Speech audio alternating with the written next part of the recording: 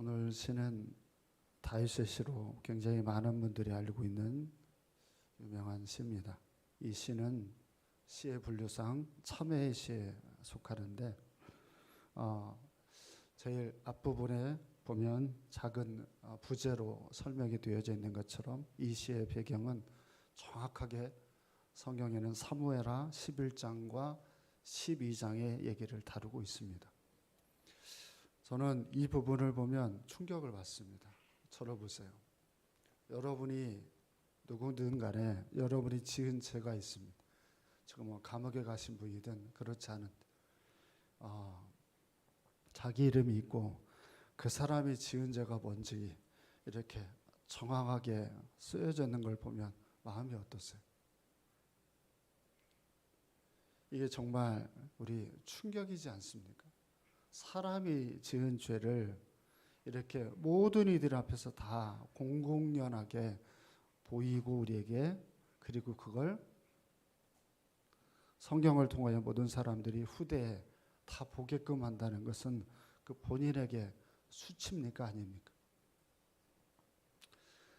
사무엘 11장과 12장의 죄는 여러분이 잘 아는 것처럼 다윗이 그의 신하 밧세바를 간음하고 또한 그 남편인 우리아를 요압을 통해서 전쟁에 죽이게 한 사건이 배경을 두고 있습니다. 하나님은 다윗의 이런 행동에 굉장히 화를 내고 선지자를 보내서 지적을 합니다. 그런데 다윗은 나단 선지자가 올 때까지는 심각하게 이 죄를 단 한 번도 회개하지 않습니다. 나단 선지자를 통해서 왔을 때 그때서야 다시 회개를 합니다. 오늘 시편 51편은 13절부터 19절까지 다루는 내용이 아니라 전체를 이렇게 다루는데요. 세 단계로 나누어집니다. 여러분이 알고 있는 것처럼 단순한 성경이 아닙니다. 그러니까 한 단계 한 단계에서 총 세 단계로 다루면서 다윗 안에 변화하는 그런 마음의 고백들을 시로 고백을 하는 내용인데요. 첫 번째부터 우리가 살펴보도록 하겠습니다. 일단 먼저 여러분하고 생각을 해야 될 것이 다윗이 죄를 짓고 바로 회개했을까라는 이 부분입니다. 다윗이 죄를 짓고 바로 회개를 했나요? 그렇지 않나요? 그렇지 않습니다.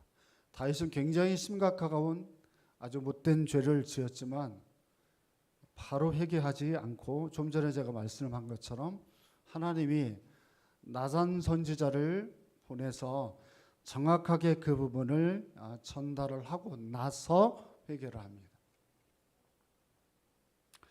왜 그럴까요, 여러분? 사람이라고 하는 존재는 이 다윗이 얼마나 우리가 1편부터 51편까지 우리가 쭉 따라와 봤잖아요. 세상에 이 정도 믿음 생활하는 사람 있어요, 없어요? 이 정도 믿음 생활하는 사람 없어요. 이렇게 대단한 사람이 없습니다. 여러분이 잘 아는 것처럼 다윗이 하나님 앞에 어떤 평가를 받은 사람이냐면 내 마음에 합한 사람이라고 유일하게 말을 듣는 사람이 다윗이에요. 근데 그 다윗이 이런 죄를 지었다라고 하는 것은 충격인데 또한 죄를 짓고 인정도 안 했다는 게 문제입니다. 자기가 무슨 죄를 졌으면 그 죄를 빨리 시인하고 돌이켜야 되는데 그렇지 않았어요. 여러분, 우리는 다른가요? 우리는 죄가 우리에게 하나님 앞에 드러냈을 때 우리들은 바로바로 회개하고 돌이키고 그렇습니다. 아니면 다윗하고 똑같나요? 우리가 지금 살고 있는 이 시대에 TV에 나오는 교회들의 얘기를 한번 보세요. 목사님 얘기들 뿐만 아니라 교회들의 얘기들을 보면 참 교회들이 회개를 잘하죠. 그래요? 대답을 이제 안 하실 거면 옆에 사람들을 보세요. 그 사람들이 죄를 지면 어때요? 죄를 회개를 잘하는 것 같으세요? 보라니까요. 죄를 참 회개를 잘하죠. 우리가 보면 다윗이나 우리나 참 똑같은데 다윗이라는 사람이 대단한 건 그는 자기의 죄를 공공연하게 시인을 하고 그리고는 세 단계에 걸쳐서 진정한 회개를 우리에게 보여줍니다. 우리는 이걸 배울 필요가 있습니다. 자, 먼저 1절을 우리 보겠습니다. 1절 시작.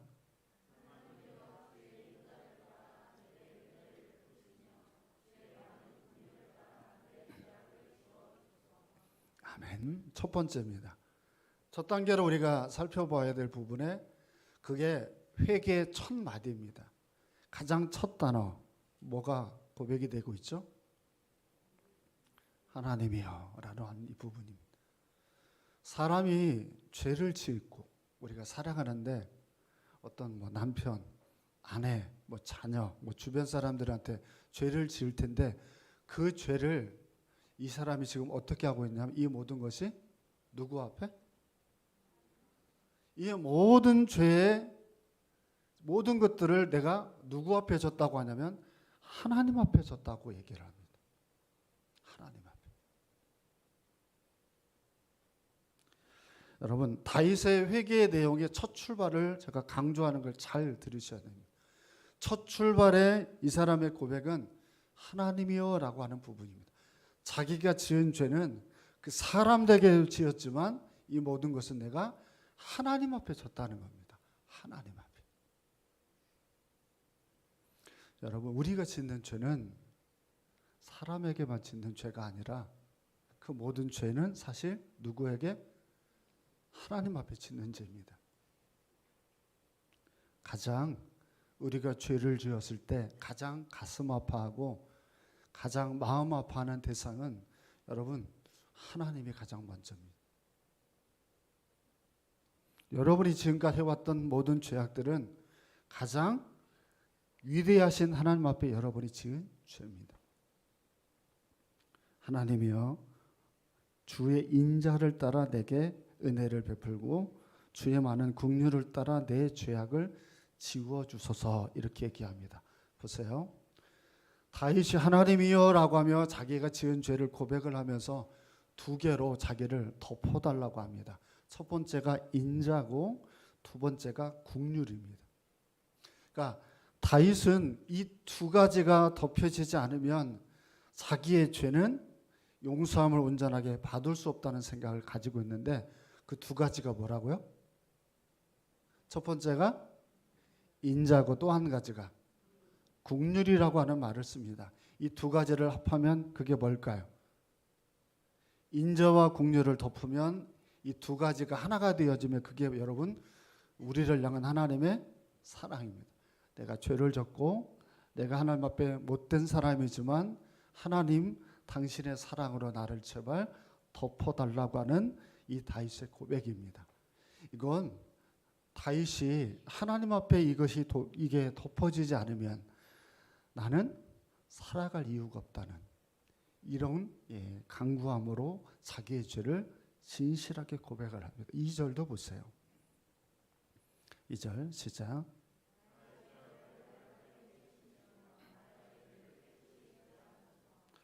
아멘. 두 개로 나누겠습니다. 죄를 맑게 씻어달라는 것과 하나와 자기의 죄를 깨끗이 제하해달라고 하는 이 두 가지가 나옵니다.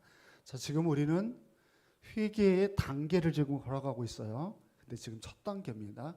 첫 단계를 하나님 앞에 죄를 회개하여 인자와 긍휼로 덮어달라고 기도를 하는 이유가 첫 번째가 맑게 씻으시며라는 이 말이 있는데 히브리어로 아와라는 말을 씁니다. 어떨 때 쓰는 말이냐면 여러분 내 안에 저를 보세요. 내 안에 이게 뒤틀려 있어서 이 뒤틀려 있는 걸 다시 바로잡을 때 쓰는 말이 아와라는 말입니다. 그러니까 죄를 우리가 지면 우리 안이 하나님의 마음에 뒤틀려 버렸다는 거예요. 그러니까 우리가 어떤 죄를 지으면 단순하게 그걸 여러분들은 언제든지 씻어버릴 수 있다라고 생각을 하는데 우리가 죄를 지면 우리 마음이 하나님 앞에 뒤틀려져 버려 있습니다. 잠깐 몸이 창자가 뒤틀려도 마음이 어때요? 몸이 어때요? 이 창자가 조금만 뒤틀려도 굉장히 아프잖아요. 여러분이 죄를 짓고 여러분의 마음이 뒤틀려 있는데 여러분은 그 마음이 아프세요? 다윗이 그런 거예요. 다윗은 이제서야 자기가 이 죄에 대해서 자기가 얼마나 하나님 앞에 못됐는지 이 마음에 지금 뒤틀려서 이걸 바로잡아 달라고 하는 이 마음의 고통인 거예요. 근데 왜 오늘날의 사람들이 회개를 하지 않나? 이걸 느끼지를 못하는 거예요. 이걸 다른 표현으로 말하면 양심이 화인 맞아 있어요. 양심이 화인 맞은 사람은요, 이게 느껴지질 않아. 느끼지도 않지만 그러니까 회개할 마음이 없어요. 회개할 마음이 없으니까 늘 순차적이에요. 하나님의 복도 사라져요. 조금 이따 다루겠지만 회개하지 않는 사람에게는 하나님이 우리에게 주고자 하는 것들을 굉장히 많이 못 느끼는 게 많습니다. 야, 내면이 뒤틀려 있어요. 그럼 이걸 어떻게 해야 됩니까? 보통은 내면이 뒤틀려 있으면 바로 잡아야 돼요, 안 잡아야 돼요? 성경학교하고 막 지금 막 피곤하죠 지금. 어때? 몸이 뒤틀려도 우리가 바로 잡으려고 하는 것처럼 마음이 뒤틀려져 버려 있으면 툭 건들면 부정적이에요. 툭 건들면 비난적이에요. 툭 건들면 굉장히 사람이 예민하잖아요. 그게 어디에 출발이냐면 죄에서의 출발이에요. 죄에 여러분 만연되어져 있으면 사람은요 그냥 건강하지 못한 정신 상태를 가지고 삽니다. 그 다음을 보세요. 나의 죄를 깨끗이 지하소서라는 말을 씁니다. 같은 말을 반복하는 것 같죠? 그렇지 않습니다. 앞에 있는 분들이 내면에 마음이 뒤틀렸다라는 표현이라면 나의 죄를 깨끗이 씻어달라는 표현은 심각하게 자기가 병에 걸렸다는 표현입니다. 그러니까 죄를 짓는 걸 성경에서 다윗이라는 사람은 자기가 심각하게 죄를 졌다고 생각을 하는 겁니다.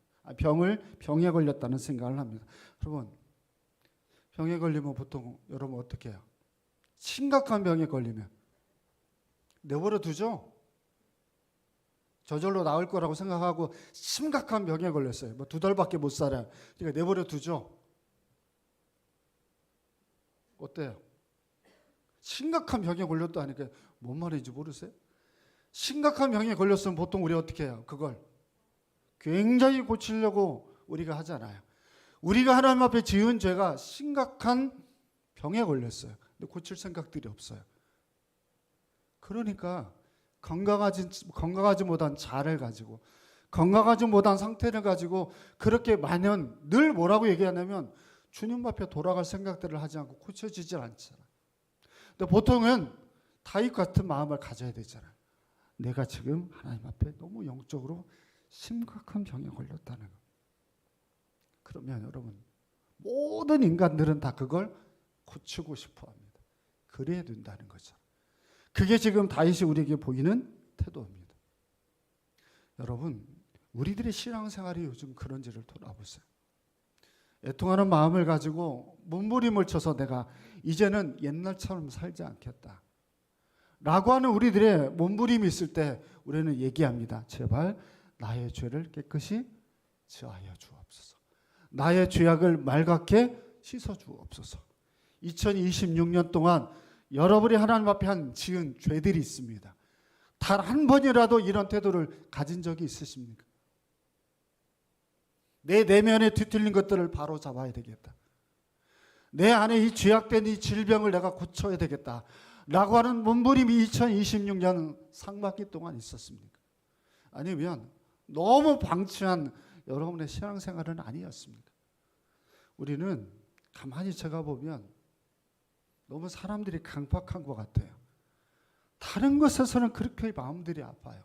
돈이 좀 없어지면 이것 때문에 걱정하고 뭐 건강이 좀 안 좋아지면 건강 때문에 막 걱정하고 그런데 진짜 걱정해야 될 건 내면이 뒤틀고 하나님과의 관계에 영적인 오염이 되어졌는데 그걸 고칠 생각들은 안 합니다. 너무 멀쩡합니다. 매번 이렇게 예배함으로 하나님 앞에 나오면서도 너무 멀쩡합니다. 고칠 생각들을 안 합니다. 이걸 바꿀 생각들을 안 합니다. 자, 6절을 우리 보겠습니다. 6절 말씀 읽어보겠습니다. 시작.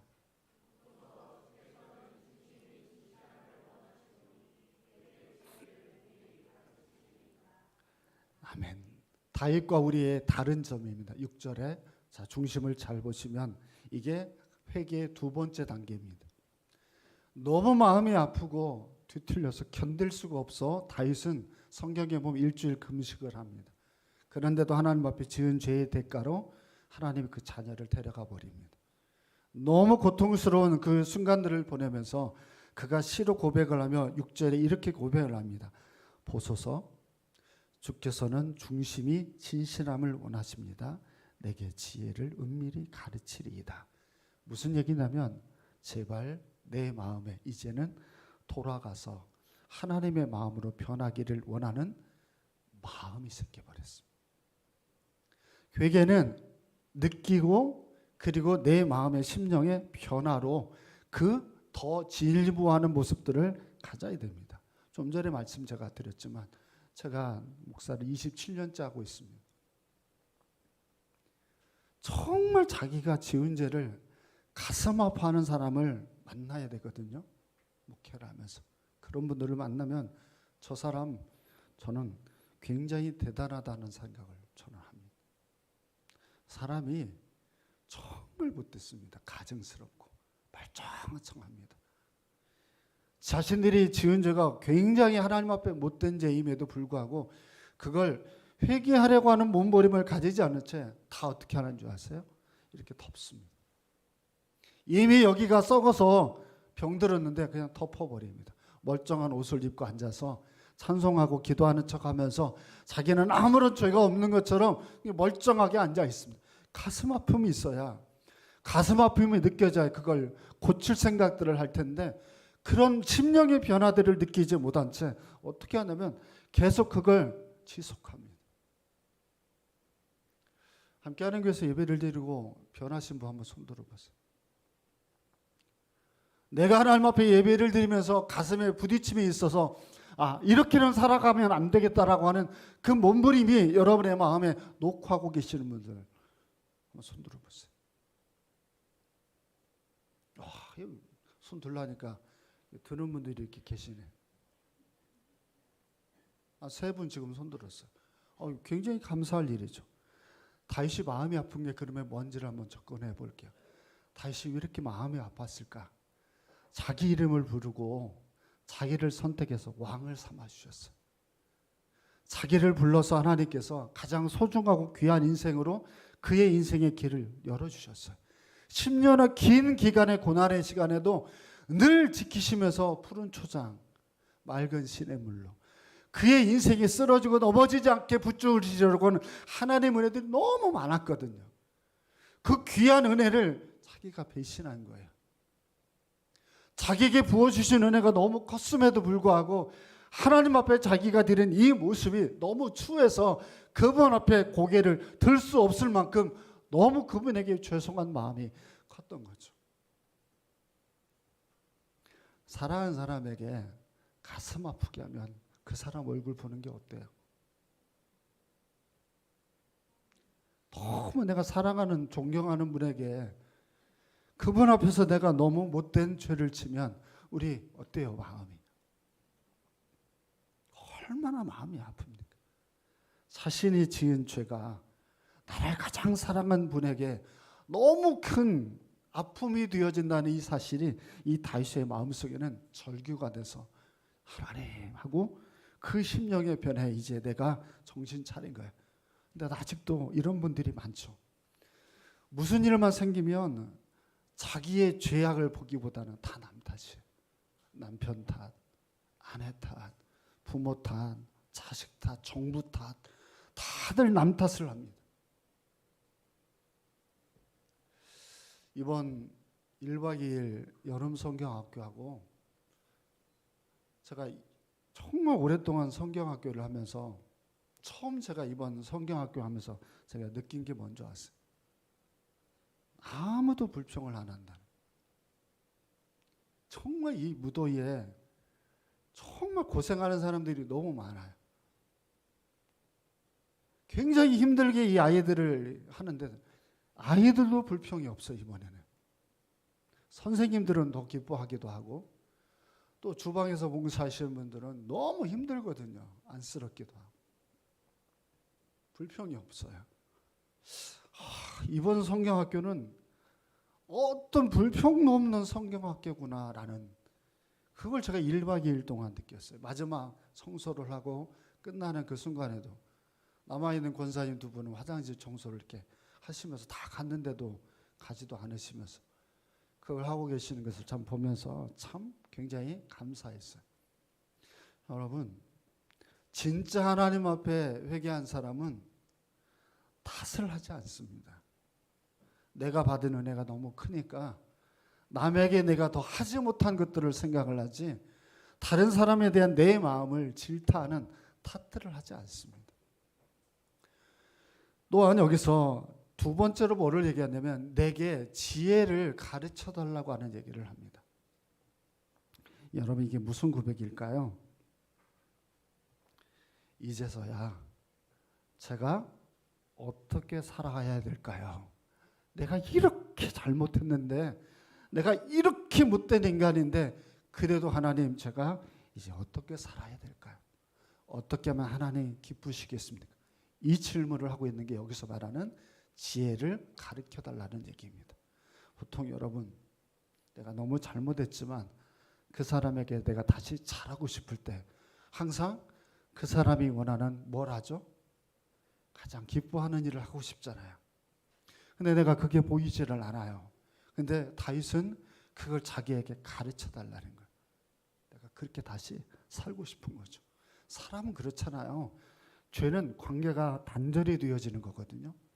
근데 관계가 단절이 됐는데 회개를 하며 다시 그 관계를 이으려고 하는 거거든요. 그러면 그분이 기뻐하고 원하는 것을 해야 되잖아요. 8절을 보세요. 8절 시작.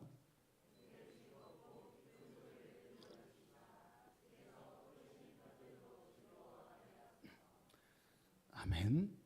자, 우선 뒤에 부분부터 볼게요. 일단 죄가 우리에게서 지속이 되고 반복이 돼서 회개하지 않으면 조금만 있으면 어떤 상태가 되냐면 주께서 꺾으신 뼈들도 라는 표현에서 그 답을 찾을 수 있습니다.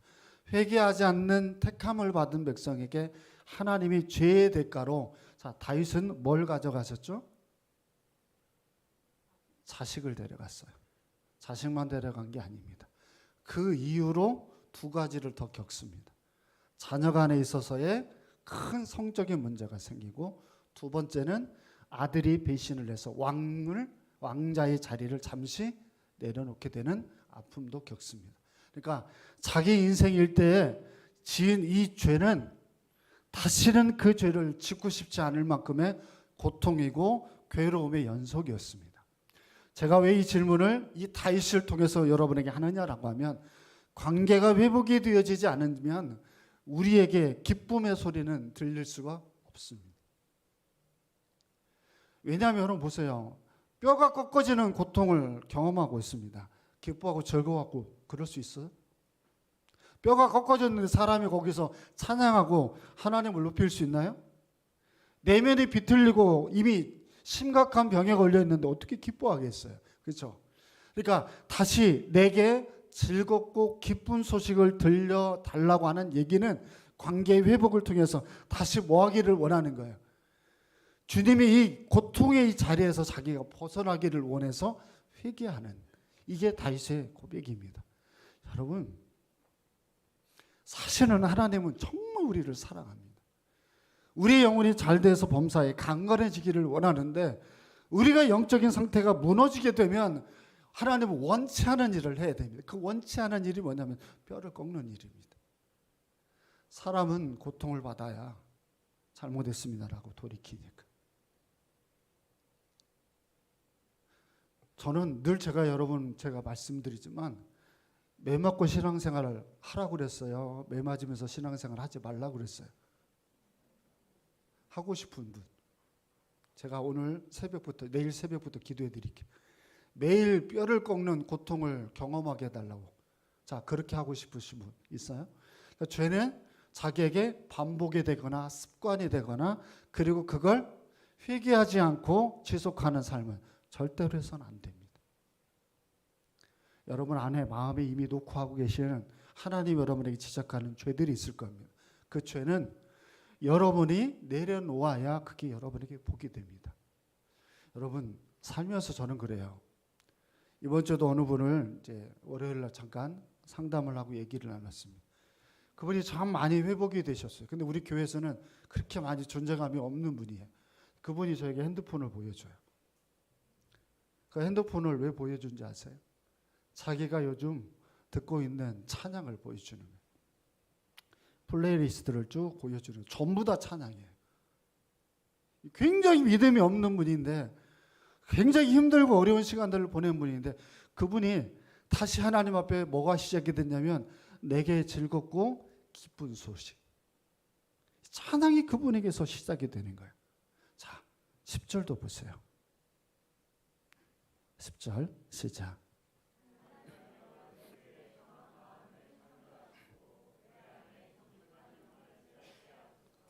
아멘. 좀 전에 제가 말한 그분은 이것 때문에 가능해지는 겁니다. 정말 말도 안 될 만큼 쓰러지고 넘어진 사람에게 어떻게 다시 그런 삶의 변화와 역사가 일어날까는 답은 10절에 있습니다. 10절은 꼭 외우고 다녀야 될 말씀입니다. 이 10절 말씀을 이해하시는 분들이 있는지 모르겠지만 제가 볼 때는 없다고 생각을 합니다. 이 10절 말씀이 무슨 뜻인지 아시겠어요? 이게 회개입니까? 회개의 내용입니까? 하나님이여 내 속에 정한 마음을 창조하시고 내 안에 정직한 영을 새롭게 하소서. 두 개로 나눠야 됩니다. 회개, 여러분들이 온전하게 하나님 앞에 회개하게 되면 그 회개가 하나님이 받으실 때는 어떤 상태가 되냐면 창조라는 말을 씁니다. 창조라는 말은 어떨 때 쓰는 말이에요? 아무것도 없는 데서 다시 만들어지는 게 창조입니다. 여러분이 죄악된 삶을 살아가면 여러분에게서 하나님의 것들이 모두 다 사라져 버립니다. 제가 뒤틀렸다라는 말을 표현을 쓰잖아요. 지금까지 여러분들이 어떤 복을 받았든 어떤 것들을 누렸든 그 모든 것들이 이 죄로 인하여서 다 사라져 버립니다. 이게 다시 회개해서 돌이켜서 회복이 되는 게 그게 여기서 말한 재창조입니다. 창조라는 말을 씁니다. 다윗이.